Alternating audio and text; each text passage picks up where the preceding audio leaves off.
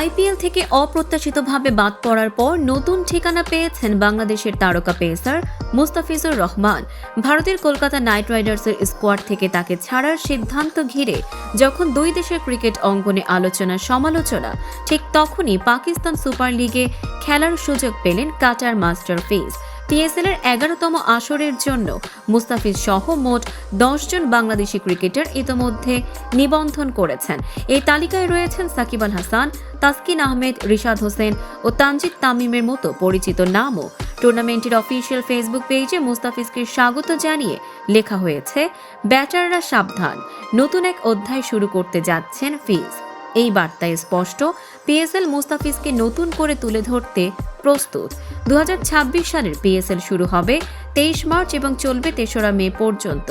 একই দিনে শুরু হবে আইপিএলও। তবে এবারের আইপিএলে মুস্তাফিজ না থাকায় পিএসএলই হয়ে উঠছে তার বড় মঞ্চ। এটি শুধু একটি বিকল্প লিগ নয়, বরং নিজেকে নতুনভাবে প্রমাণ করার সুযোগ হিসেবেই দেখছেন অনেকেই। এর আগেও পিএসএলে খেলেছেন মুস্তাফিজ। 2018 সালে লাহোর কালান্দার্সের হয়ে 5 ম্যাচে নিয়েছিলেন 4 উইকেট। 7 বছর পর আবার সেই মঞ্চে ফিরছেন তিনি, তাও বর্তমান সময়ে বেশ ভালো ফর্মে থেকে। পিএসএল এর বিদেশি ক্রিকেটার নিবন্ধন চলবে 20 জানুয়ারি পর্যন্ত এবং এবারের আসরে অংশ নেবে মোট 8টি দল।